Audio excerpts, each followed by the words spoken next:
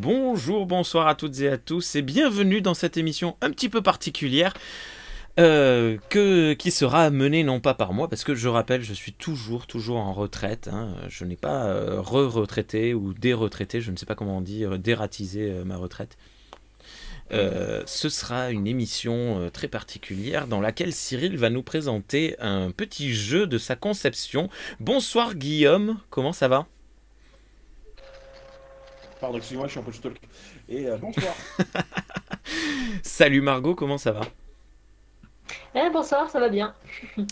Et salut XP, comment ça va ? Bonsoir, ça va bien. Bonsoir, ça va bien. Et salut Cyril, alors Cyril, tu nous as préparé un petit jeu. Oui, qui sera de meilleure facture que ta présentation. Ouais. Et bim. C'est payant. Parce que c'est payant. Oh putain, mais ça va être lourd. Oui, voilà, on va faire un petit quiz de 5-10 minutes là pour s'échauffer. Et après, on va tous jouer ensemble à un petit GDR simplifié. Un petit jeu de rôle sans jeu de dés, sans points, sans truc très compliqué. Où on va suivre les aventures de l'Enterprise D autour d'un peuple qui ne parle qu'avec les odeurs. D'accord. Oh la réaction de Margot, je savais qu'elle allait réagir comme ça, mais tellement. Ok. Alors, avant de lancer la partie, il y a quelques trucs à préciser. Déjà, merci et bienvenue à celles et ceux qui sont sur le chat en direct. Pour le moment, il n'y a pas beaucoup de grand monde, mais ça va venir, hein. Il y a 2 personnes. Vous pouvez réagir comme d'habitude sur Réaction au live. Si vous nous écoutez en différé ou regardez en différé, parce que cette émission de podcast est également disponible en version vidéo sur YouTube. On est sur la chaîne de Cyril, c'est ça ? Oui, sur oui, Star Trek Historia, ouais. Ou toujours sur le flux RSS de P1, P2R, Star Trek pour les nuls, pour une poignée de reviews. Je tiens à préciser, Margot, Guillaume, alors je sais pas, Cyril, si tu as prévu qu'il y ait une équipe gagnante ou pas dans ce jeu, mais quoi qu'il arrive, XP et moi, on a déjà fait team et on pète le feu, on a déchiré nos adversaires lors de l'émission Pop Pop. Non, comment ça s'appelait, XP ? C'était... Je sais plus. Ok, lors de l'émission Pop de James Effet sur leur live YouTube, vous pouvez retrouver ça assez facilement sur Comics Discovery, la chaîne YouTube. Donc voilà, Margot, Guillaume, je suis désolé de vous annoncer votre défaite annoncée. D'accord. Et quand tu dis ça, tu y crois ou comment ça se passe? Parce que je crois qu'on a déjà prouvé un nombre incalculable de fois à cette émission que déjà, chacun de notre côté, Margot et moi, on a déjà beaucoup de talent, mais que quand on s'unit, on est juste inarrêtable. Donc vous êtes au courant que vous êtes mort en fait. Est-ce que tu connais Sardoche? Ben, on va voir ça dans un instant. Cyril, je te laisse la parole. J'arrête de couper et de dire des bêtises et de ramener la couverture à moi. Bon, alors, très bien. On va déterminer quelle équipe commence en premier. Citez-moi 5 choses que j'aime dans la vie. Le café. Le Portugal. Totalement rien sur toi. Je sais pas, le sexe. Le Portugal, la science-fiction, Star Trek et l'histoire. Très bien. Bah oui, et voilà, bah c'est l'équipe bêta. Enfin, oui, c'est bêta. Hein, non, nous c'est alpha. Ton équipe. Non, l'équipe bêta c'est nous. Ah d'accord, donc c'est l'équipe alpha. Ah oui, c'est vrai, oui, on avait dit les diminués, c'était l'équipe alpha pour une fois. Alors. Ok. Juste comme ça, le quiz il va être favorisé depuis, enfin tout le temps ou comment ça se passe? Non, parce que pour ceux qui ne connaissent pas, la question était donnée du cul dès le départ, on est d'accord? Ah mais je vous promets, il suffit d'écouter les émissions de Cyril qu'il enregistre avec Rémi et puis voilà. Voilà, faut savoir un petit peu là. Ouais. Bon, allez, on y va. Première question pour Rémi et XP.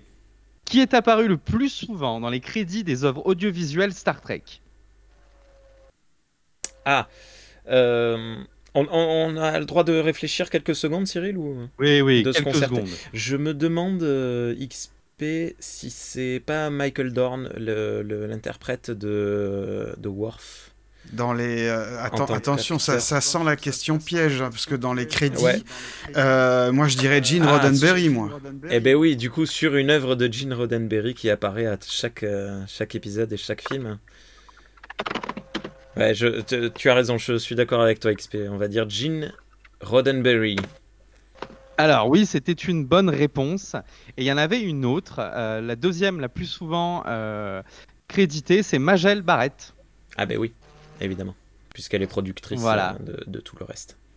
Et puis effectivement Michael Dorn, mais très loin, qui a fait presque 281 épisodes à lui tout seul. D'accord. Et pour la C'est pas mal. Majel Barrett est aussi créditée au film de J.J. Abrams au premier, puisqu'elle fait la voix de l'ordinateur dans la Kelvin Timeline également. Et tout à fait. Je savais pas Et ça. ben c'est un point pour l'équipe Alpha. Ah. Équipe Beta, sur le premier Enterprise, quelle est la partie du vaisseau la plus what the fuck? Ou en gros, quelle est la salle la plus étonnante du vaisseau? Alors, quand tu dis le premier Enterprise, tu te bases sur la production, donc 1966. Exactement. D'accord. La salle. Alors, on va même être un peu plus précis. Ce sont des plans qui ont été publiés en 1975 de ce vaisseau-là, En de la 60. série originale. En 75, il y a eu une brochure qui est apparue avec le plan détaillé. Vous savez, les blueprints. La piscine. La piscine, non. Je pense que c'est la piscine dont tu veux parler. Est-ce que Y a c'est pas- votre ultime bafouille? Alors, personnellement, si c'est pas ça, je vois pas ce que c'est parce que Blueprint du premier Enterprise, moi, c'est la première chose qui me vient personnellement. Et je sais pas. Guillaume, est-ce que tu as autre chose à proposer? Parce qu'à part ça, Ben, dans la mesure où je ne les ai jamais vus, je ne sais pas. Hein, moi, là, comme ça, j'aurais dit le coup, mais on parle d'une salle à l'intérieur du vaisseau, donc ça peut pas être le coup du vaisseau, en fait, qui concernait, donc c'est pas ça. Donc Et, je vais te faire confiance sur la piscine, qu'est-ce que... Voilà. Bah, en soi, si c'est dans le vaisseau et si c'est avant, je vois pas ce que ça peut être parce qu'il n'y a vraiment aucune salle de l'Enterprise qui me paraît être. Il y avait vraiment une piscine dans les blueprints. Alors, oui, vraiment. Ils comptaient le faire dans phase 2, je crois, apparemment, dans Star Trek phase 2. Et finalement, ça n'a jamais été fait, apparemment. Donc voilà. Moi, j'aurais Ils avaient payé prévu. pour voir Shatner en maillot de bain pourtant, avec un petit bronzage. Ah tu non, sais. moi pas. Ouais, mais Ça aurait été marrant, je pense. c'est Bah, tombé avec à l'eau. l'huile et tout, ça aurait fait une tache quoi dans l'eau. C'était pas terrible quoi, non? Sa moumoute qui flotte. Oh la vache. Bon alors la réponse c'est quoi? La piscine? Perso, je dirais ça, Guillaume. Tu veux. Oui, non, mais je te suis là-dessus. Hein, de toute façon. Si je me trompe, sur TOS, mon honneur est adieu. Voilà. Bon allez on y go. Et ben en fait non, en fait c'est une salle de bowling qu'il y a juste en dessous du pont où partent les navettes. De quoi? Il y a une piste de bowling de 6 pistes exactement. Et pour l'aquarium, tu avais presque raison. Enfin, pour l'aquarium, pour la piscine, tu avais presque raison. Mais c'est dans l'USS Enterprise D qu'il y a plusieurs aquariums gigantesques. Bon, c'est des piscines, hein, pour les dauphins et les cétacés. Ah, ok. Et, C'est alors, assez, non, s'écrie la baleine. tout le monde la connaît. Non, mais en fait, là, je vous explique. Il est en train de répéter ses plaques de tonton pour Noël. Ah, c'est donc ça. Par contre, je me demande est-ce le que- bowling, comment ils font avec la pesanteur, les boules. C'est... Justement, il y a la gravité artificielle. Non, mais laissez-le Ah, bah réfléchir oui. 2 secondes. Mais Voilà. du coup, c'est pour ça, je vais me permettre quand même de poser la question, est-ce qu'on peut savoir pourquoi? Parce que je vais juste poser une question comme ça, mais en quoi une salle de bowling est plus what the fuck dans un vaisseau spatial qu'une piscine? Bah, pour moi, c'est un peu. Enfin, je sais pas. C'est mon appréciation, c'est mon jeu, je t'emmerde. Voilà, hein, voilà. Ah, mais d'accord, Alors- oui, il y a le PGCC, ta gueule c'est Cyril, ok. Et il commence.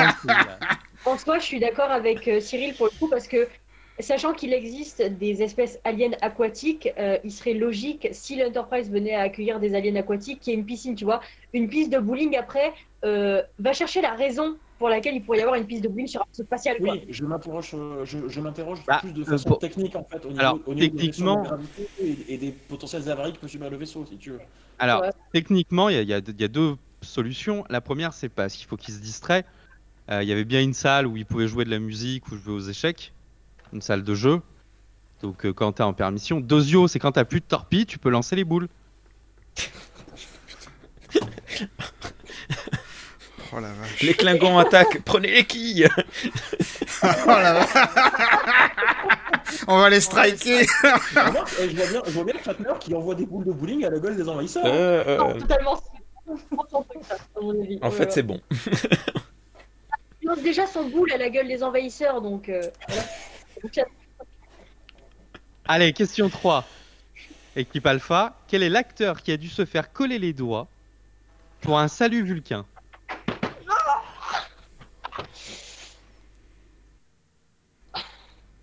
Alors, je l'ai su. Et je me demande si c'est pas...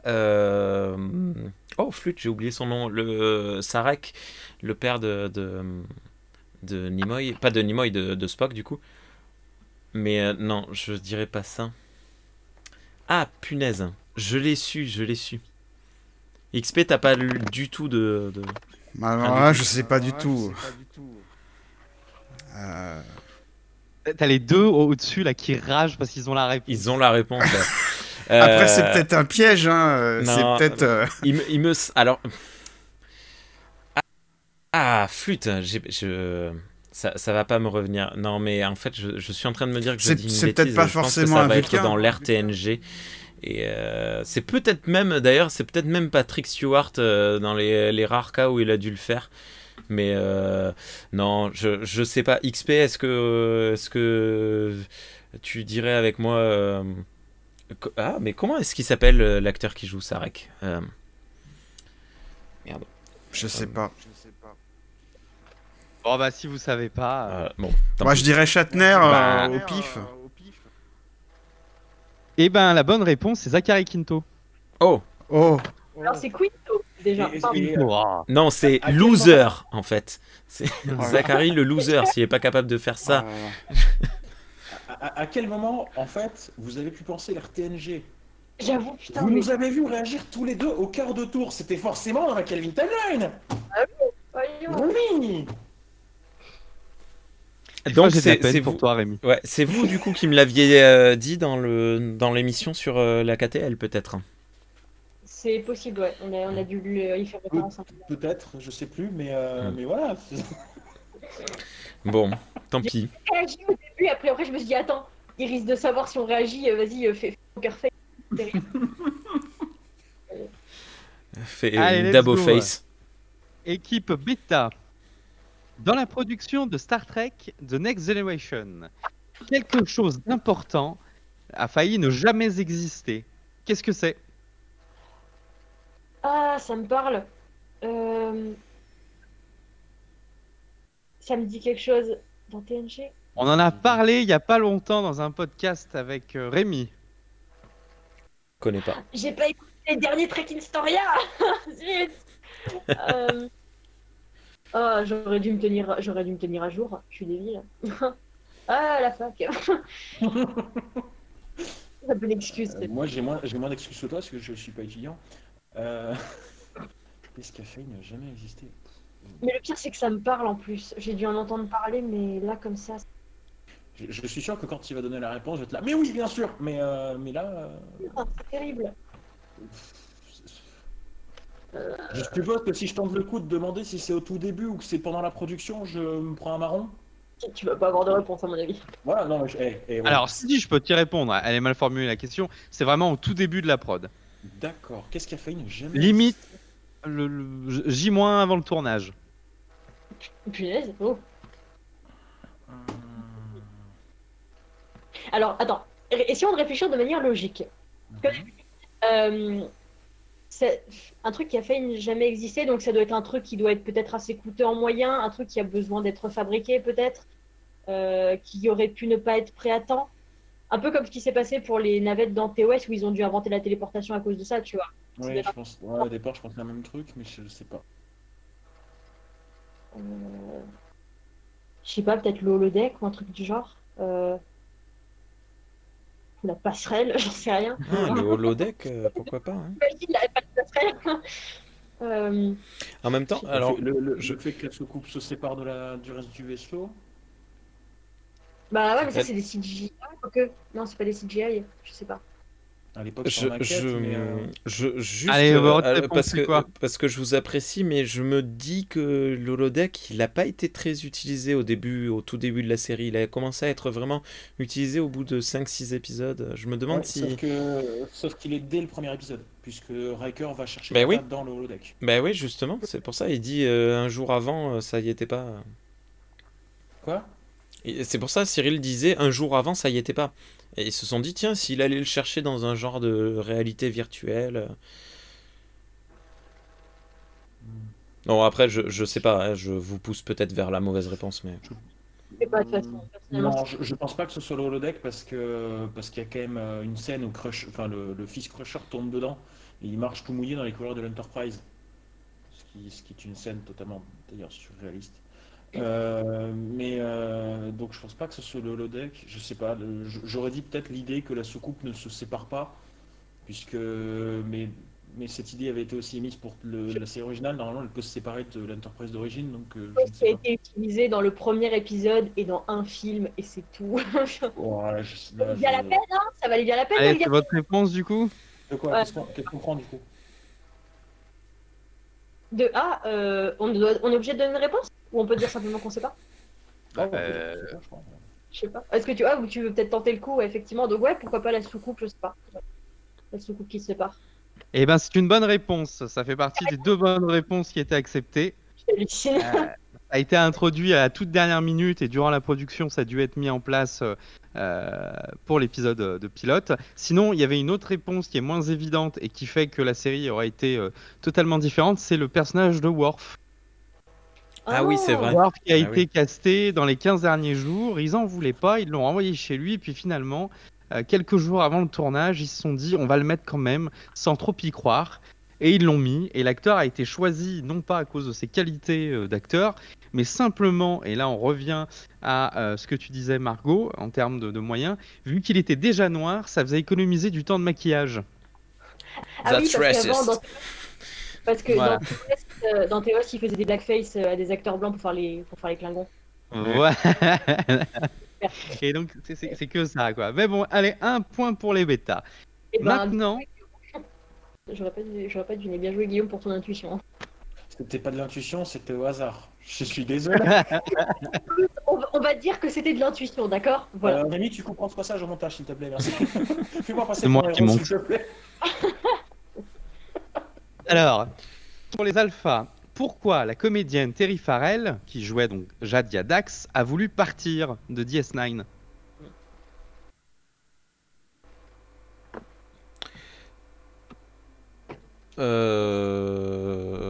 Je savais pas, je croyais qu'elle voulait juste partir, qu'elle en avait marre.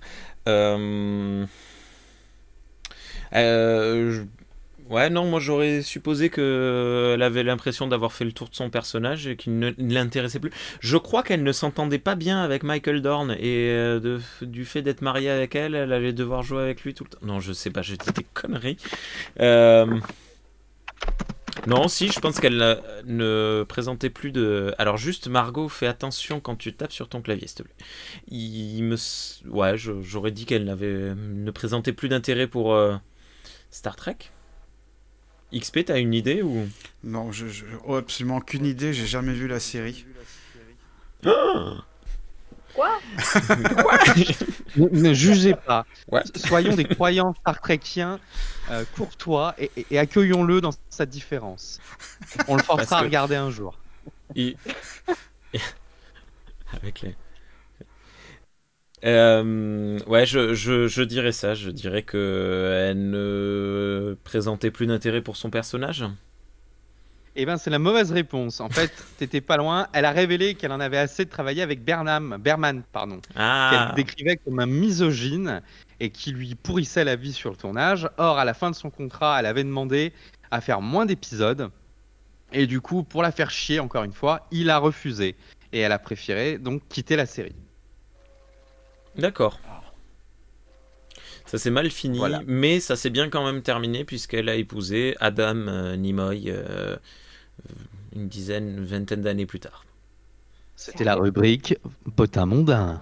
Eh ouais, mais c'est fun, c'est bon à savoir quoi. Oui, oui, mais C'était il y a je 2 sais ans, que ton petit cœur d'artichaut aime bien ce genre de choses. J'aime l'amour. il y a 2 ans, je crois, ce truc. Oui. Si tôt? Oui. Si près, je veux dire. Ouais. Je crois que c'est plus loin. Ok. Bon alors, là je suis désolé que ça tombe sur vous, hein, mais question 6. Qu'est-ce qui, selon moi, n'aurait jamais dû exister dans Star Trek, équipe bêta? Je sais pas, moi, ciao. Sérieux. Je suis sûre qu'on a parlé dans une de tes émissions en plus, et vu qu'on les a pas toutes regardées, on se fait avoir. Est-ce qu'on peut avoir environ 5 heures devant nous pour aller skipper tes émissions comme ça, ou pas? Allez, balancez un truc. Qu'est-ce qui, selon toi, dans Star Trek, n'aurait jamais dû exister? La télétransportation. Ouais, c'est ce que j'aurais dit aussi, la téléportation, Ouais, éventuellement. c'est pas, enfin, je sais pas si c'était toi en particulier, mais la téléportation qu'il y a dans la KTL là, oui, La, c'est la téléportation transdimensionnelle. c'est ce truc, voilà. Bah vous savez quoi? Bah en fait, il n'y a pas de bonne réponse. C'était un point bonus comme ça, voilà. Waouh. Un Ok. point pour les bêtas. Non mais je vous avais dit que Bon, c'était d'accord. tordu, hein. Ok. C'est tellement. Mais du coup, la téléportation transdimensionnelle, t'en penses quoi? J'en pense rien. Vous venez de m'en parler, je l'avais complètement oublié. Après, moi, je suis très bon public, hein. De la bière, un épisode de Star Trek, j'ai aucune réflexion profonde, hein. En fait, je m'en suis aperçu que j'avais aucun recul sur ce que je regardais. Parce que l'autre jour, j'ai fait le podcast de nos amis du quadrant pop. Et eux, ils étaient super critiques, ils avaient des super arguments. Et moi, j'étais là. Bah, c'est bien, moi j'aime bien, t'as vu? C'est bien, il y a les vaisseaux, t'as vu? Ça, c'est bizarre, c'est comme ça que je me sens à chaque émission avec Rémi, tu sais. Non. Non, je sais, je fais ça. C'est comme ça que je me sentais au début. Voilà. Bon, allez, question pour les alphas. Quelle Mais est on la n'a pas gagné encore? civilisation- Bah non, t'es mal barré, bonhomme, t'es mal barré. Alors, quelle est la civilisation survivante à l'époque de TNG qui est la plus ancienne des civilisations dans le quadrant alpha et bêta? Là, il y en a un qui tape comme un taré C'est sur Margot. son clavier. Margot. On t'entend. Fais ça discrètement, s'il te plaît. Ah, c'est pas moi. Pourtant, vous entendez mon clavier? Ah oui. Ah bah en plus, c'est Oui, l'équipe adverse qui cherche. Désolé, pardon. L'équipe. Pas l'équipe. tu peux reformuler la question, réitérer la question. Elle est compliquée. celle-là. Quelle est L'espèce la plus ancienne. civilisation Ouais. survivante à l'époque de TNG, donc qui existe toujours, qui est la plus ancienne dans les quadrants alpha et bêta? Ça, quand tu dis ça, ça veut dire qu'elle doit apparaître dans Discovery 800 ans plus tard, c'est ça? Non, enfin qu'elle est toujours dans TNG, survivante à l'époque de TNG, Ok. qui est toujours là à l'époque de TNG. Bah, il y en a plein. Enfin. Tu peux répéter encore une fois, s'il te plaît? Quelle est la civilisation toujours en activité à l'époque de TNG, qui est la plus ancienne des civilisations connues dans les quadrants alpha et bêta? Alors.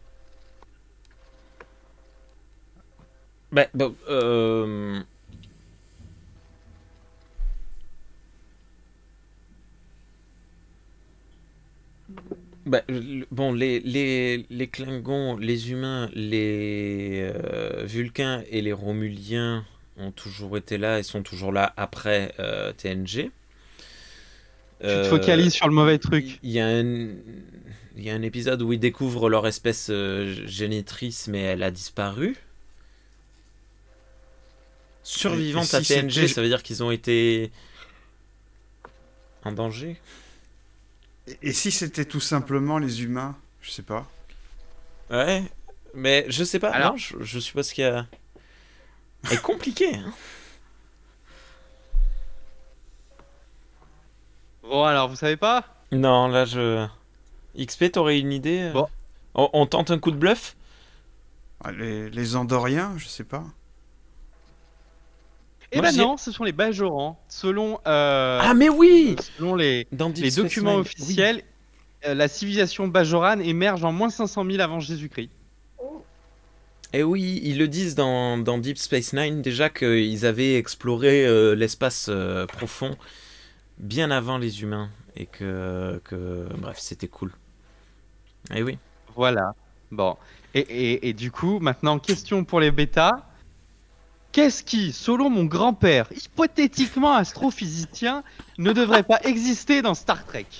Mais pourquoi Il leur file des points gratuits depuis le début. Oh là là là là. c'est encore Oh là un là. contrat, parce que dans ce cas, on répond juste n'importe quoi en fait. Hein. Moi, je suis sûr que c'est le moteur à distorsion. Mais putain, Rémi, arrête de lire dans mes pensées. Lis dans mes pensées quand c'est ton tour. Je t'aurais trouvé la bonne réponse à la question précédente. Ah, Oui, Hein, mais... Shakespeare en Klingon.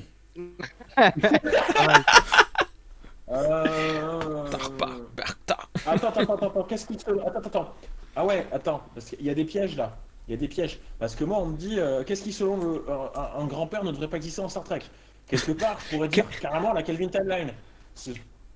Ça se vaut, tu vois. Mais il a dit hypothétiquement astrophysicien. J'ai des doutes sur les hypothétiquement, surtout. C'est pour ça que t'es comme ça en fait, Cyril. Pardon. C'est pour ça que t'adores Star Trek.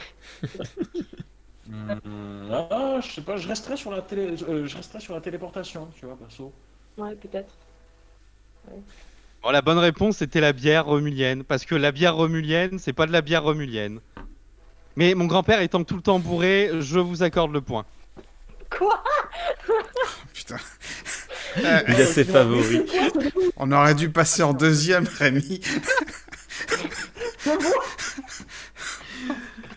Oh là là. Oui, vous seriez passé en deuxième, vous auriez eu tous les bons points, mais nous on aurait eu toutes les bonnes réponses parce qu'on aurait eu Mais en même temps- Clinton, on aurait eu Jean. Ouais, mais Bon, allez, d'un équipe côté, attends, alpha, est-ce juste, je voudrais réagir à cela parce que ton grand-père Pour l'alcoolisme non n'est papy. n'est pas n'a pas totalement tort. Ça m'agace au plus haut point quand dans un space opéra, dans une série de science-fiction qui se passe avec d'autres espèces que les êtres humains, on est toujours ces comparatifs humains. On dit la bière romulienne dans Star Wars, on dit les chats de je ne sais plus quelle planète, il y a les ratons laveurs de Zing Blam Bloom. Enfin bref, et tous ces comparatifs m'agacent au plus profond, tandis que dès qu'on se prend un peu la tête, tu vois, chez les Klingons, on s'est dit, on va leur créer des espèces de chiens sangliers qui vont manger, et au lieu d'appeler ça des chiens sangliers Klingons, on va appeler ça des targs, parce que ça fait vrai, ça donne une idée, et quand tu te dis targ, t'as une image, tu te dis c'est un animal, tu sais pas trop ce que c'est, et t'as une véritable image. Tandis que là, la bière romulienne, apparemment ça ressemble plus à du whisky qu'à de la bière, donc déjà c'est complètement con d'avoir appelé ça de la bière. Et moi, ça m'agace au plus haut point d'avoir donné des noms humano-centrés à des choses qu'on ne devrait pas connaître. Ils ont aussi, ils ont fait, comme tu dis, pour le target, ils l'ont fait au niveau des boissons, daciens, avec Oui, le canard. Ractagino. Le café de l'espace. Ractagino, c'est le café Klingon. Le café de l'espace, ouais. Ah oui, Après, le danar. Non, le canard, ouais, c'est ça, ouais, j'avais oublié. Canard. Ouais. Le danar. Maintenant d'ailleurs, qui savent pas, des fois on dit Karan, des fois on dit canard, j'ai jamais pigé.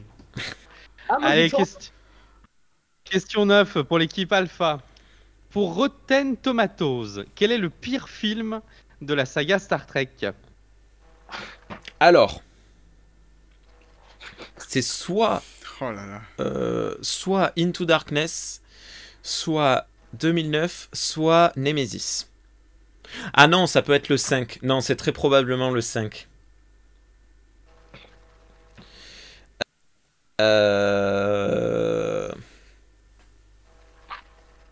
Je suis Non, trigger de réécouter ça.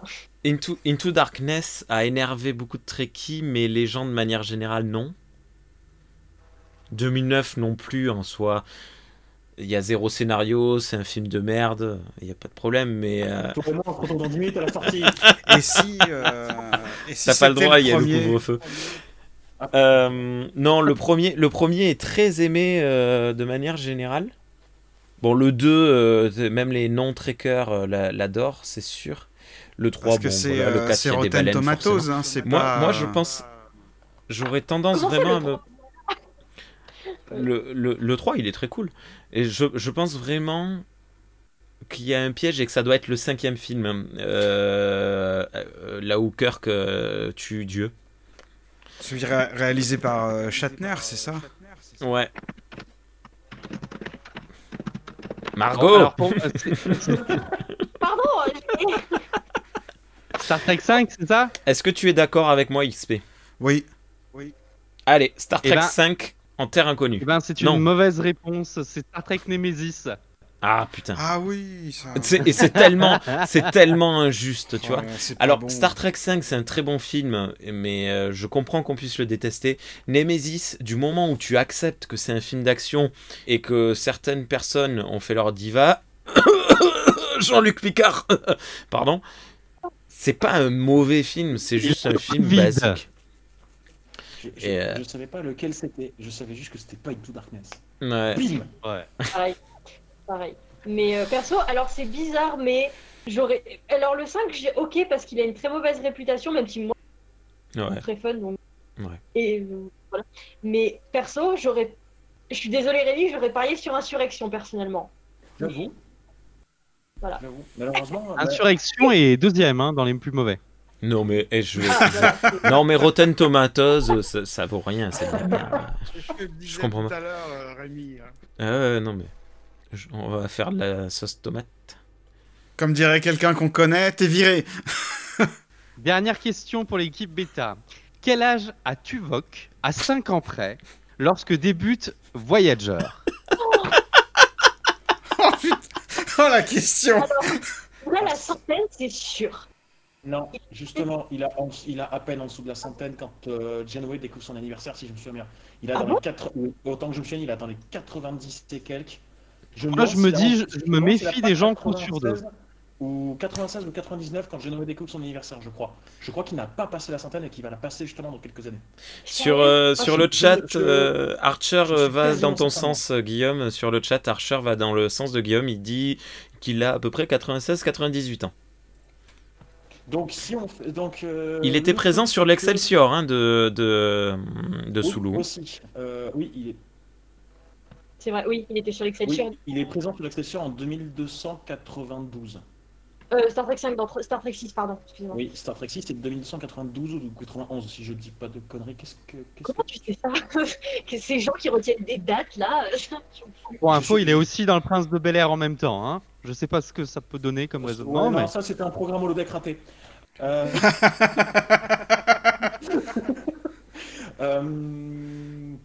Donc du coup, son anniversaire c'est quoi? Saison 6 ou 7 qu'elle le fête? Vers la fin, c'est sûr. C'est pas pendant l'épisode de l'année de l'enfer? Non. Je crois que c'est un épisode où il y a un retour dans le temps, c'est sûr. C'est un épisode où c'est Ah, tu veux dire à peu La- près les 3/4 des épisodes de Voyager?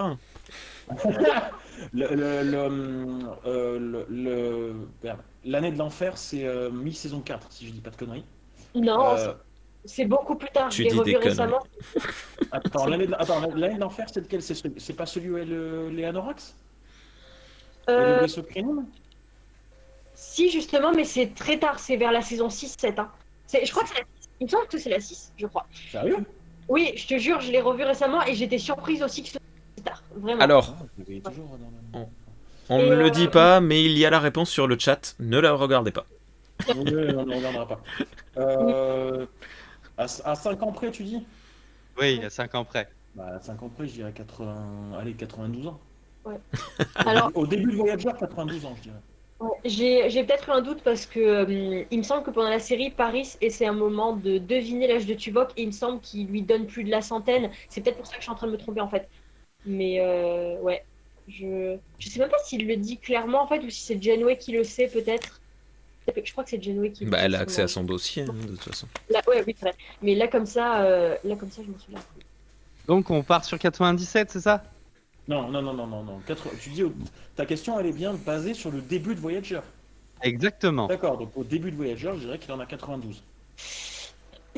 Pour ne pas prendre le risque, on pourrait dire 95, comme ça on est sûr que c'est dans les 90, tu vois. Ok, ça me va. On sait jamais. 95. Ouais. 95. Ouais. Et ben c'est une mauvaise réponse, il a 107 ans au début de Voyager. Oh,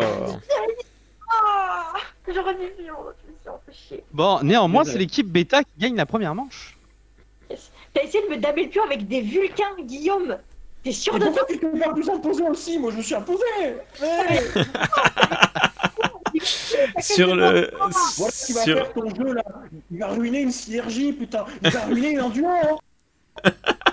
Sur le chat, Archer nous explique que Année de l'Enfer, c'est l'épisode 8 et 9 de la saison 4.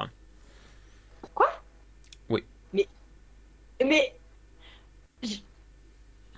Voilà. Votre duo Allez, est terminé. allez, on va se détendre. Je vais sortir l'autre partie du jeu. Non, reviens. Déjà, on te voit encore dans la. Bon, alors du coup, j'explique le deuxième jeu.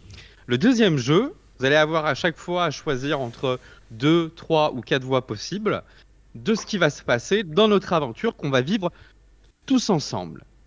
D'accord? Ouais. Du coup, c'est l'équipe B qui va jouer en premier.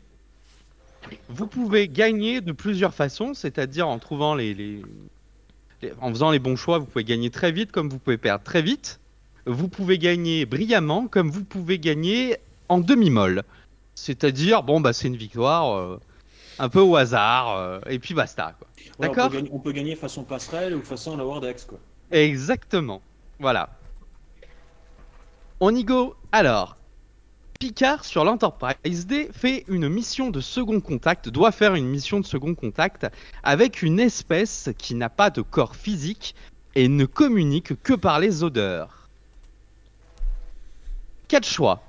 1. Il organise un briefing. 2. Il dit au timonier d'y aller à fond, au lieu de rendez-vous. 3. Il interroge le rapport de mission d'exploration. Ou 4. Il joue de la flutine. Je suis sûr que si tu dis il joue de la flutine, bonne réponse, vous avez gagné. Mec, ça fait 15 jours que je suis dessus. Crois-moi que des fois, je suis allé très loin. alors, si c'était pour chercher une réponse logique, la une, soit un briefing, soit la mission d'exploration. Oui, Archer demande c'est quoi une flutine, Cyril? Alors, c'est une petite flûte.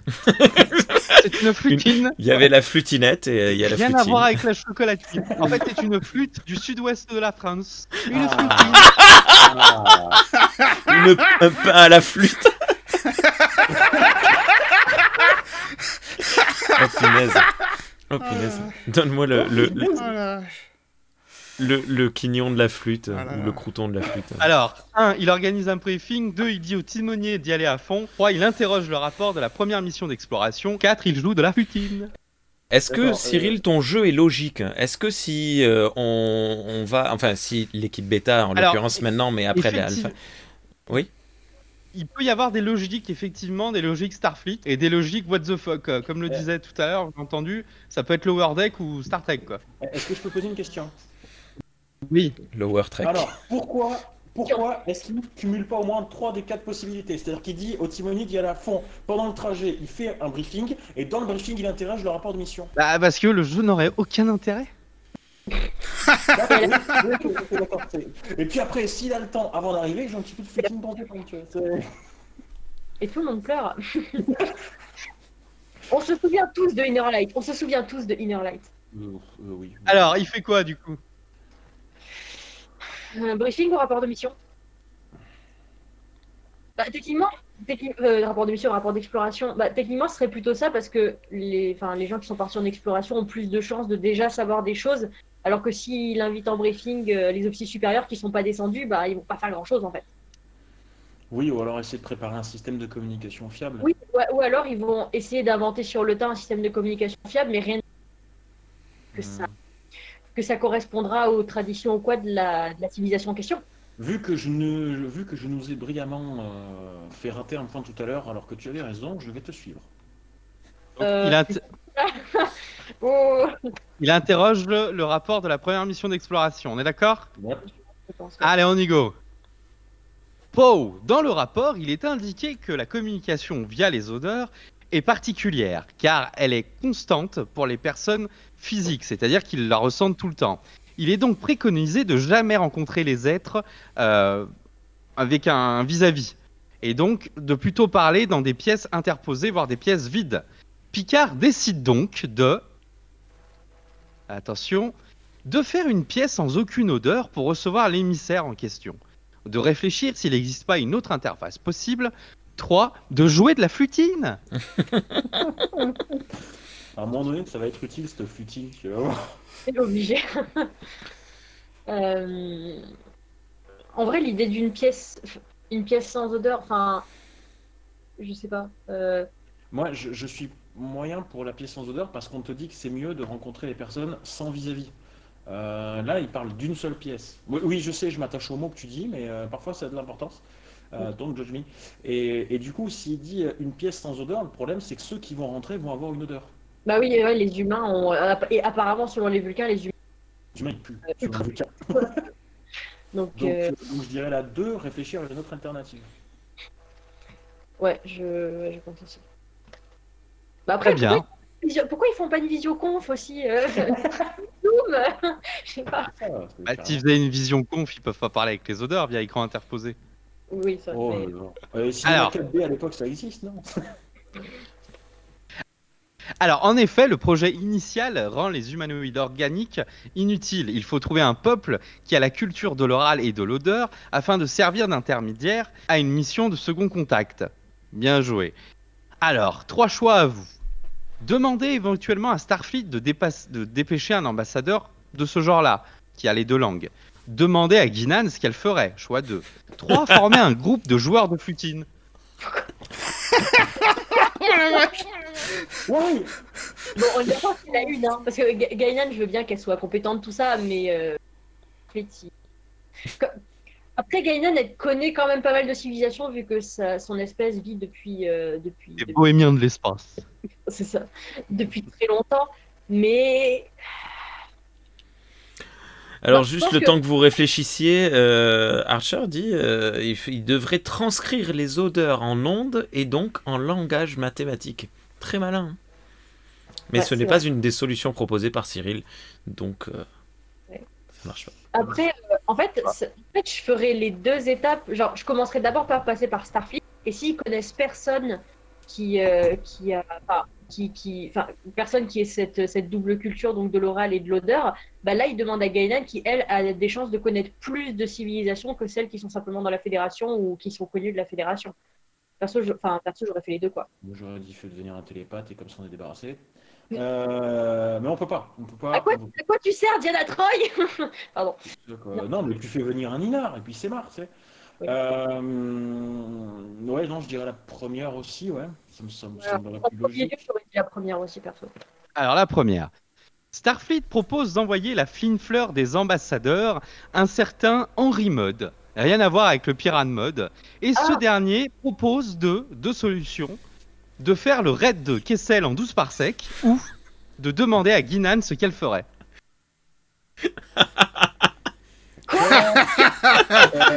À la déception des propositions.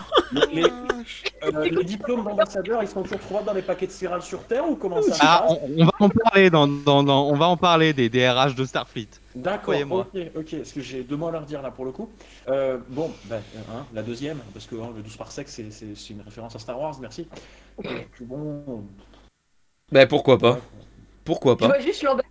Je vois parce juste que c'est l'ambassadeur. pas possible de faire du 12 parsec, c'est une unité de mesure, pas une vitesse. Bah non, ils ont très bien réussi dans Solo et je trouve que ça passe tout à fait. Et Oui.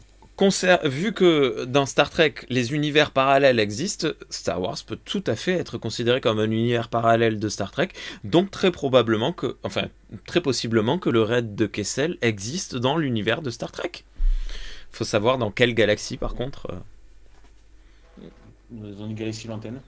Très lointaine. Même pas forcément dans un univers alternatif, hein, juste une galaxie tellement lointaine que. Et Margot, excuse-moi, je t'ai coupé, t'allais dire un truc. Non, t'inquiète, je disais juste, j'imagine trop l'ambassadeur tapoter l'épaule de Picard. Depuis le début, allez voir Gainan et l'autre en mode, à quoi tu sers, l'ambassadeur en con? C'est le type, il arrive sur l'Enterprise, il fait. Et du coup, Guinan, elle a dit quoi? Bah, je sais pas, je vous attendais. Mais vous êtes pas allé la voir? Bah, non. Mais pourquoi? En fait, ça, c'est du foutage de gueule de la part de Cyril pour nous dire, en fait, vous aurez dû choisir la deuxième. Voilà. Donc, bah, je suppose que, bah, ouais. Bah, donc, du coup, D'aller voir Guinan. Bah ouais, oui. Ouais. On va voir. Très bien. Guinan vous demande ce que vous feriez à sa place. Du coup, ça sert à rien d'aller voir Guinan. Et il faut aller à la suggestion du tout. Former un groupe de joueurs de flutine. Alors, vous avez formé un groupe de joueurs de flutine. Mais Et choisi pour vous. Oh, la vache. Eh oh, calmez-vous les deux. C'est votre tour après. Hein. C'est votre tour. Hein. Nous, on va bien se fendre la gueule. Hein. Ah ouais, tiens. Alors, lors de la création de votre groupe de flutine, qui se retrouve en cachette dans un tube de Jeffries, Picard initie une relation amoureuse. Il s'agit d'une jeune brune exobiologiste qui a travaillé par le plus pur des hasards, d'un mauvais scénariste, à travailler sur les odeurs. Et elle encourage Picard à aller à Argonis 8, pas 7, parce que Argonis 7, c'est les ploucs. Que faites-vous? C'est des solutions, sérieux. Alors attends. Je vais me chercher une autre canette. Débrouillez-vous. Alors, Picard décide d'aller sur Argonis 8 et pas 7. Picard décide d'aller sur Argonis 7, c'est chelou ce racisme quand même. Troisième proposition, merde, on joue de la flutine, on parle pas de boulot, vous la plaquez. Attends, juste. Excusez-moi, j'ai pas bien compris. Elle dit il faut aller sur Argonis 6 et pas 7. Et dans tes propositions. Argonis 8 et pas 7. Ah, d'accord. Parce que c'est des ploucs. Voilà, ok, Du coup, c'est bon. Picard Ok, décide soit d'aller sur Argonis 8 et pas 7. ok. Picard décide d'aller sur Argonis 7 parce que ça lui semble chelou ce racisme. Et sinon, troisième proposition, on joue de la flutine, merde, on parle pas boulot, vous la plaquez.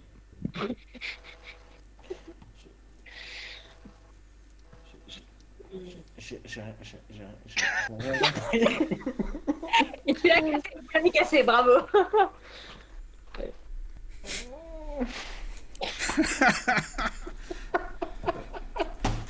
C'est un crossover avec Camelot.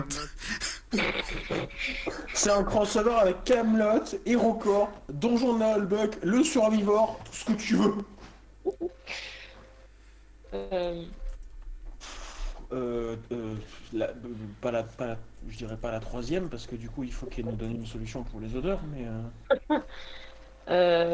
Bah en soi, c'est vrai que Picard serait clairement pas raciste, il accepte pas trop les propos sur Argonis 7, mais de là à y aller, au lieu d'aller sur Argonis 8 où il y a sûrement plus de gens compétents, je sais pas.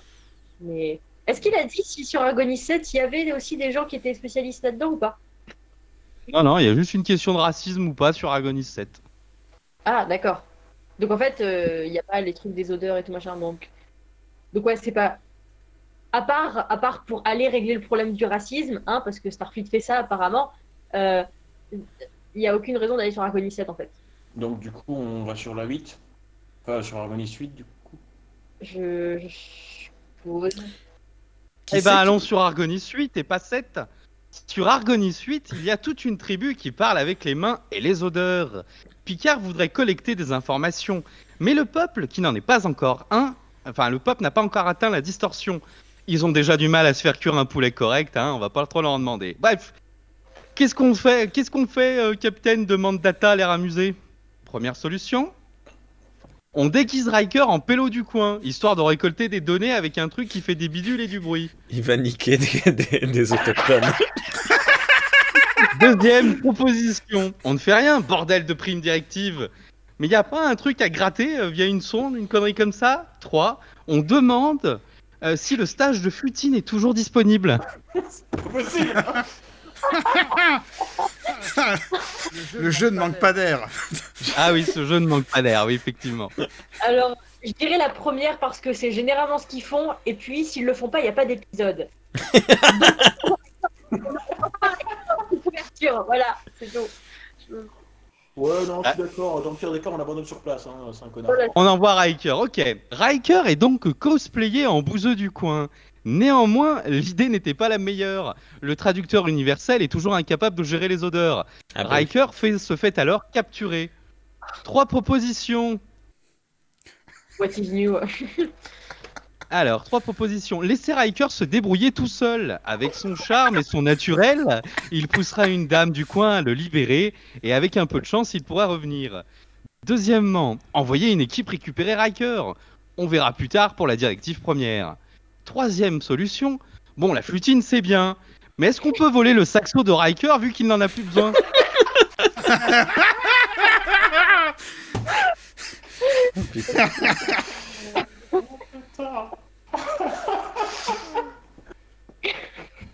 Je dirais la 1. Le pire, c'est que je dirais la 1, putain. Alors, c'est marrant parce que la plupart des épisodes se résolvent comme ça, en général. S'ils ont la prime directive, ils ne peuvent pas intervenir, il y a souvent... Voilà. Donc, Oui, et le peu de fois où ils essaient d'intervenir, ça empire les choses. je rappelle quand même qu'une fois, Riker s'est retrouvé... Je crois qu'il y a justement un épisode comme ça où il se retrouve sur une planète déguisée où il se fait capturer par les aliens et ils savent que c'est un extraterrestre. Et il y a- Sortir, ouais, c'est horrible. C'est Who Watch the Watchers, la saison 3, épisode 4. si tu le dis.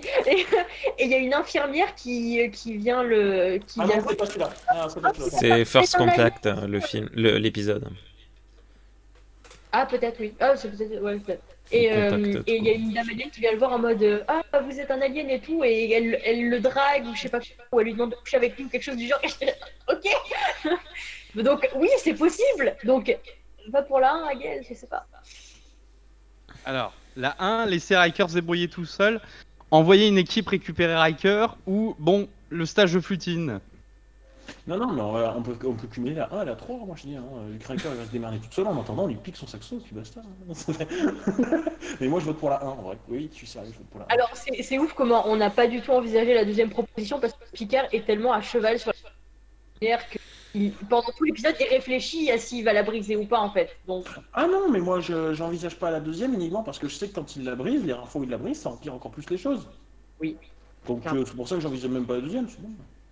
Ouais, donc la 1, je suppose. Et ben alors la 1, allez on valide la 1. Bien joué, mais pas bien joué. En effet, Riker a pu se servir de sa clé magique pour ouvrir sa cage. Néanmoins, il ramène une MST à bord de l'Enterprise qui met ce dernier en quarantaine pendant plusieurs mois de suite. Et suite aux recommandations du docteur Castex, vous êtes en quarantaine et vous ratez le rendez-vous de second contact. Vous avez perdu. Mais Riker est vivant. Alors- La seule... en fait, le saxo, c'était aussi un piège. Parce que ce que vous ne saviez pas, c'est que Riker était un gros dégueulasse en mettant sa bouche là, dans le bec de tout le monde. Picard chope une MST foudroyante aussi et meurt. C'est court, mais c'est à la hauteur de ce quiz qui était nul. Voilà. La bonne échappatoire, là, c'était la 2. Voilà, c'était la 2. Ok. Voilà. Et ben, du coup, vous avez été pas loin. Enfin, vous avez été loin quand même. Hein. Vous avez été loin. Bon, bah écoutez, on passe à l'équipe. On aurait pu perdre L'équipe. ça. On aurait pu perdre Ah avant, ouais, plein de fois. Ok. Bon, Allez. on vous souhaite bonne chance, hein. Archer Ah, le dit sur le live. votre gueule. Il dit moi j'avais choisi la 2. Hein. Et oui, Il mais faut c'est- écouter c'est- Archer. en fait, c'était la ligne MST, ça. Dès le début, vous étiez rentré dans la mauvaise ligne. Non, mais c'était la ligne Covid, hein, moi je dis. Voilà. Bon Ok. alors, les gars, il vous reste. On revient au début. Picard sur l'Enterprise D a une mission de second contact, blablabla. Il organise un briefing. Il dit au timonier d'y aller à fond. Il joue de la flutine. Mais ils connaissent nos réponses maintenant. Bah non, parce que ce que vous voyez pas en fait, et c'est pour ça que ça a été très long, c'est que je crois il y a 64 façons de gagner Ah, et presque autant de perdre. Ah oui. ah ouais, Et donc d'accord. là, vous avez validé vous la ligne 3, ils peuvent plus reprendre la ligne 3 eux. Ah. Ah oui. Donc, Voilà. XP, qu'est-ce que tu penses? Est-ce qu'on dit au timonier d'y aller à fond? Parce que quitte à être dans un jeu débile, ou alors est-ce qu'on va en briefing room? Je vais répéter Alors, la position. Il organise un briefing. 2, il dit au timonier d'aller à fond au rendez-vous de second contact. 4, il joue de la flutine. Là, ouais. Alors XP. Bah, je te suis sur le timonier. Allez, on va briser les conventions et plutôt que de faire un briefing room, on fonce. On est dans Mass Effect, on n'est pas dans Star Trek, on fonce. Allez, et ben le timonier aujourd'hui c'est Wesley Crusher. Oh Il est non complètement défoncé à la colle. Wesley va donc sur la planète à fond. Et oui, il a rien compris dans un système solaire instable qui crame tout le monde sur l'Enterprise. Bravo, vous avez perdu. Vous avez choisi la loose. Vous avez choisi la loose.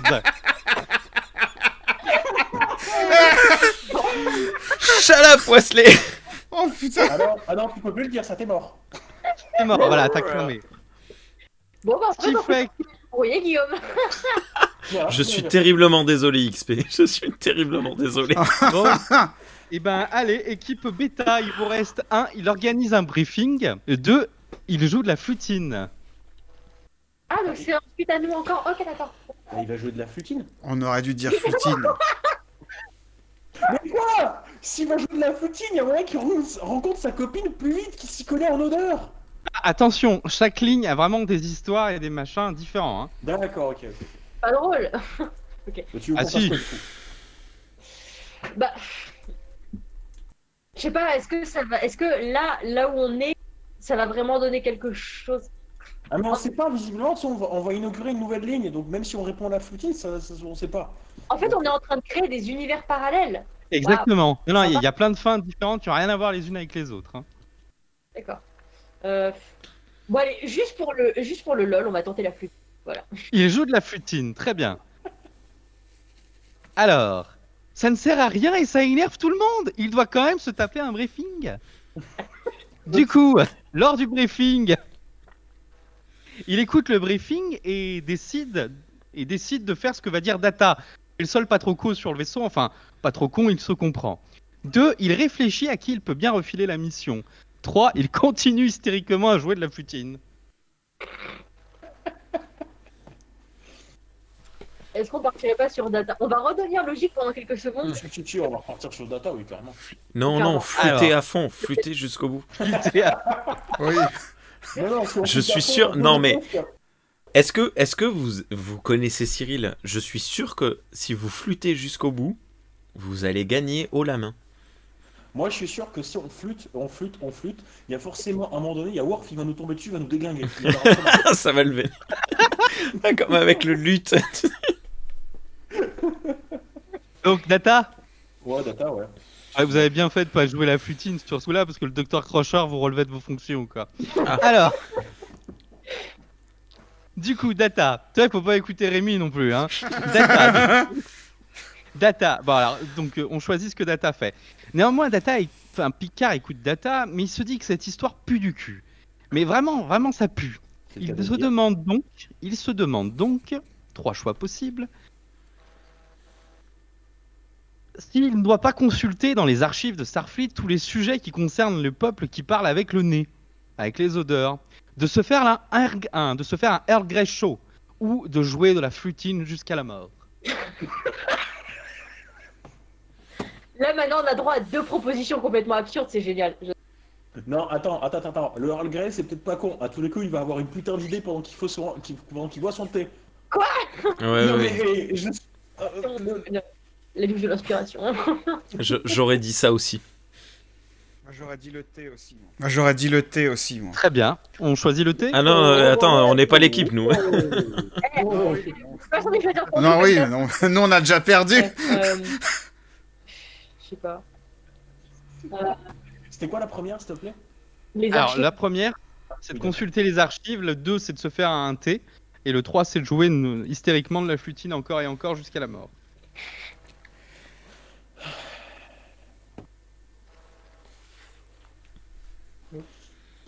Ben, si on était logique, on répondrait la une.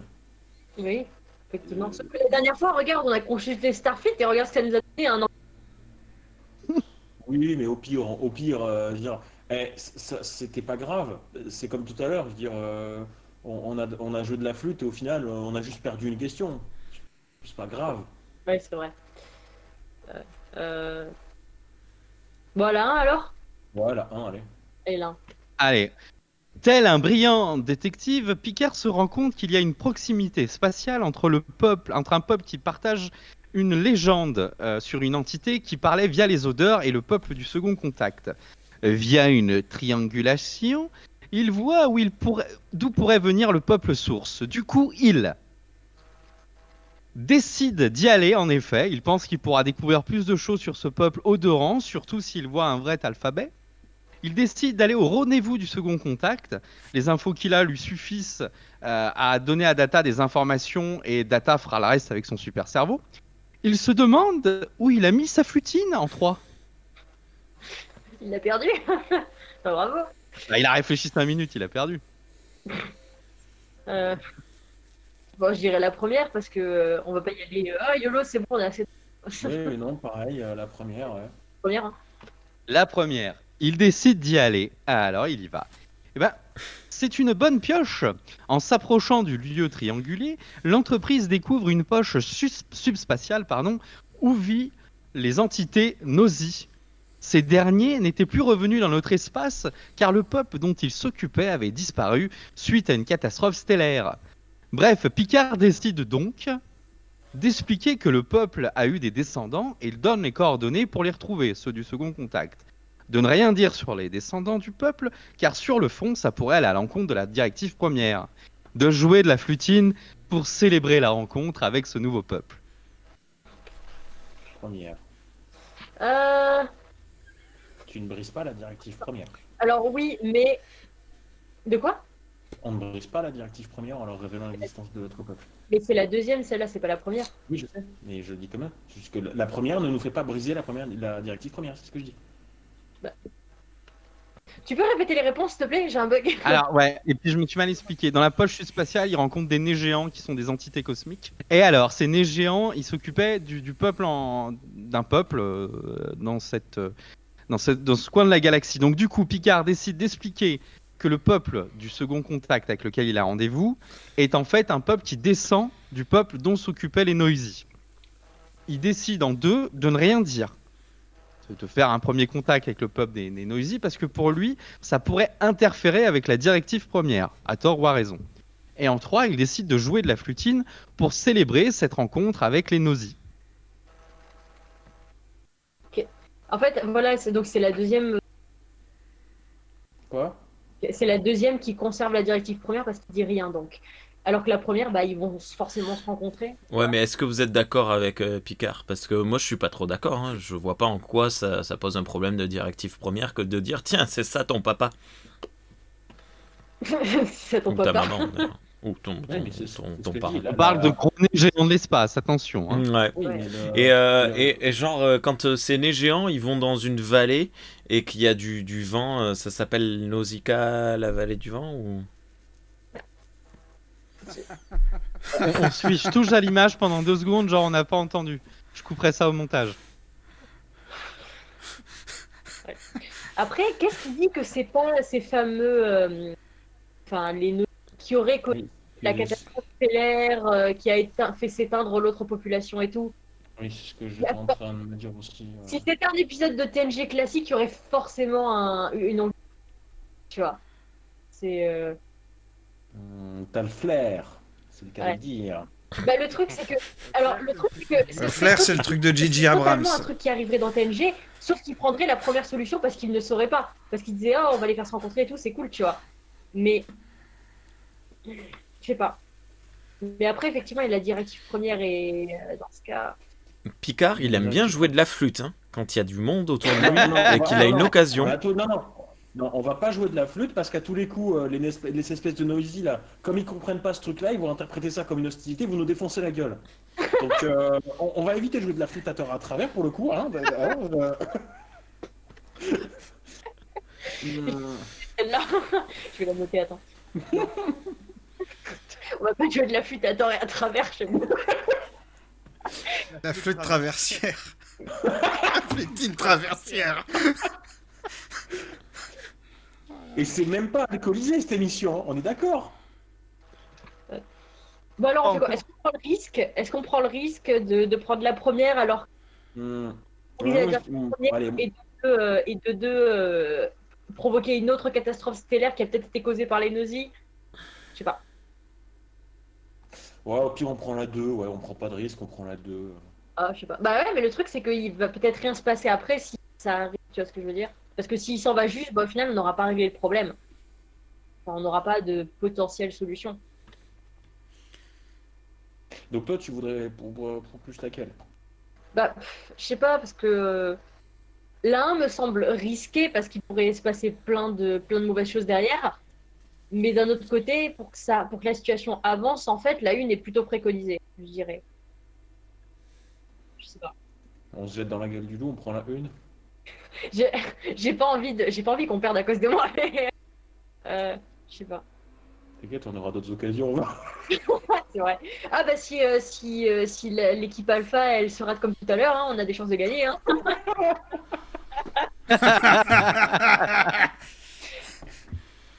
Bon allez, que serait la vie sans un peu de risque? Allez, on prend la une? Allez, on prend la une. Allez, on prend la une. Et bah, mauvais choix. Belle la À carotte, toujours belle la respecter carotte. cette directive première, hein, faut des fois passer outre. En effet, ces entités, les Nosy, découvrent qui sont leurs descendants, ils les réduisent immédiatement en esclavage. Durant les recherches de Data et Picard, ils ont mal traduit les découvertes. Le peuple source avait organisé sa propre disparition, n'envoyant dans l'espace que quelques descendants afin de détruire leur planète opprimée.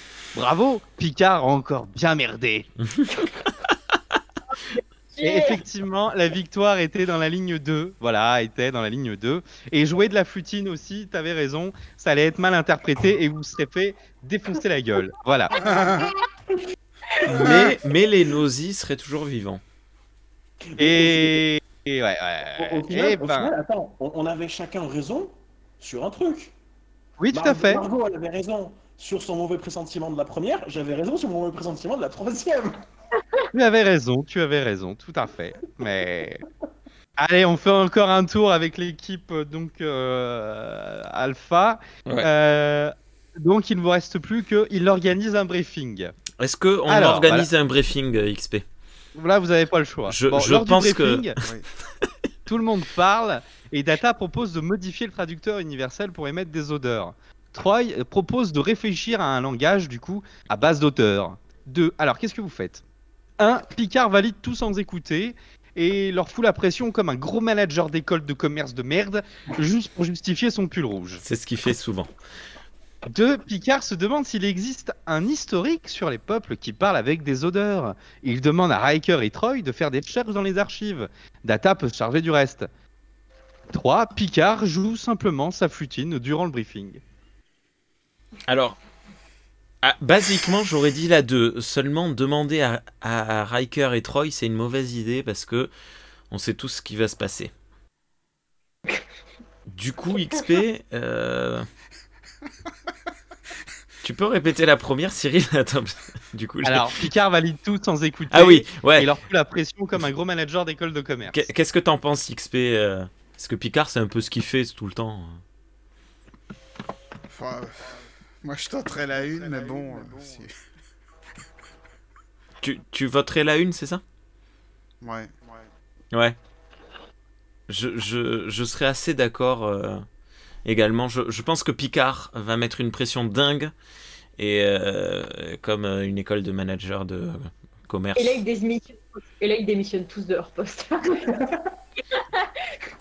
C'est la goutte de trop, allez. Eh ben, il a On a à nouveau bien perdu. raison de leur mettre la pression. Car Data va bien mieux gérer le problème. Picard retourne à la passerelle. Mais en retournant à la passerelle à cause d'un mauvais jeu de dés, Picard se rate et tombe dans l'ascenseur. Vous avez perdu. Putain, mais ça. Oh putain! Mais tu nous as dit qu'il n'y avait pas de dés. Ah, vous avez la Shkumun, hein. Les deux autres étaient bonnes. Hein. Picard joue de la flutine et Picard se demande, enfin, tu sais, demande à Troy et tout. C'était bon, ça. Ok. Est-ce qu'il y avait. Quelle était la meilleure ligne, la plus rapide ou la Alors. plus efficace selon toi, Cyril? Bah, alors attends. En fait, il n'y avait pas de meilleure ligne. Simplement, il y en a deux qui conduisent à une victoire un peu. Oh, la main. Une avec un Q, avec Oh. une intervention de Q, et l'autre avec l'intervention des Romuliens. Putain, excellent. Mais on pourra faire ça une prochaine fois, hein, je vais changer un ou deux trucs. Parce que, juste pour vous donner un ordre d'idée, je crois que la plus longue, il y en a une qui est très très longue, elle fait au moins 15 ou 20 questions, je crois. Et Et je m'étais pas mal inspiré. Il y a même un Jean-Marie Bigard qui apparaît arrivé à un moment, donc c'est con, hein. C'est con, hein. Quoi? Ah voilà. Vous voulez en refaire une ou parce qu'il est déjà 22h18, hein. Non, je pense que pour ce soir, c'est bon. Vous avez trop rigolé. Voilà. C'est super fun. Perso, j'appréhendais un peu le côté roleplay et tout parce que les fois où j'ai fait du roleplay sur table, je me suis pas toujours amusée, on va dire.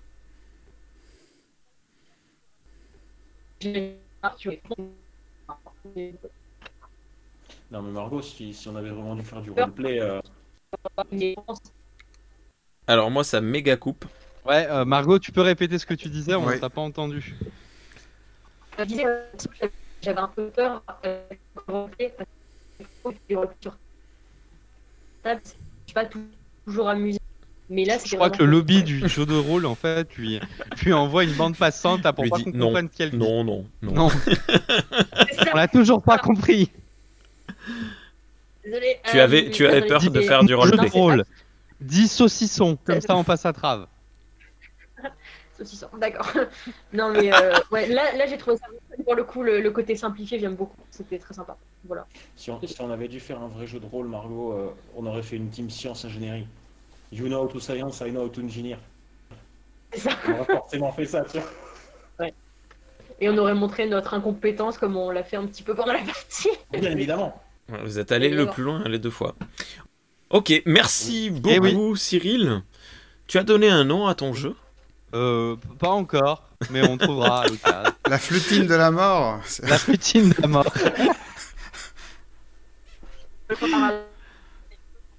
Parallèle, ça peut faire un- Merci Margot, on ne te comprend toujours pas, laisse tomber, tu es sur le mauvais canal subspatial, désolé. Merci. Non, c'est pas la peine d'essayer, on t'entend pas du tout. Ah.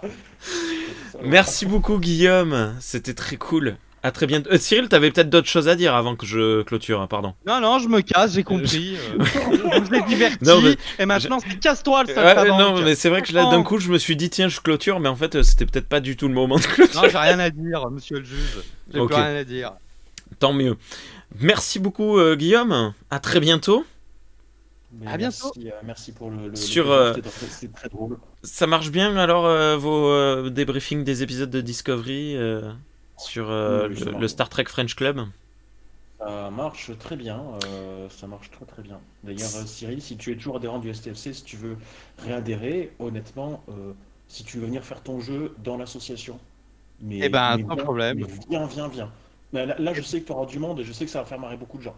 Voilà, le Vraiment. message est lancé. Le STFC, les inscriptions sont ouvertes à partir de janvier, mais on peut s'inscrire Les maintenant. adhésions, oui, les Les adhésions, sont pardon. ouvertes à partir de janvier, oui. Dès le 1er janvier, les réadhésions sont ouvertes, oui. D'accord. Comme chaque année, ça sera fait. Nice, parfait, j'aime entendre ça. Et moi, il faut que j'y pense. Merci beaucoup, Margot. Peut-être que ça refonctionne. Peut-être. Ah, Parce que mon frère a arrêté Ah. Fortnite, c'est bon. oui, c'est ce qu'il dit. Fortnite, en réalisé, c'est plutôt Pornite. Ouais. Merci beaucoup, Margot. À très bientôt. Toi aussi, t'es sur le STFC. Oui, effectivement, ouais. Ok. Voilà. Bah, ça, C'est ma c'est binôme. Et elle est très bien. Et elle fait du très bon boulot. Ok. On passe des compliments. la pression. Merci beaucoup, XP. Merci. À très bientôt. Où est-ce qu'on va te retrouver, la XP, bientôt? Tu retournes chez James Effet? Bientôt, on va nous retrouver tous les deux chez la Misaïus. Oh oui, j'avais oublié. Oui, alors au moment où on enregistre, d'ailleurs, la version YouTube est disponible. Sinon, bientôt sort une émission sur le comic book Terror on the Planet of the Apes du podcast Cornelius Enzira. Et on parle d'un super comics de la planète des singes. Ça va être très cool. Et voilà. Allez. Cyril, on te retrouve toujours Bonsoir. sur Trek in Storia. À très bientôt.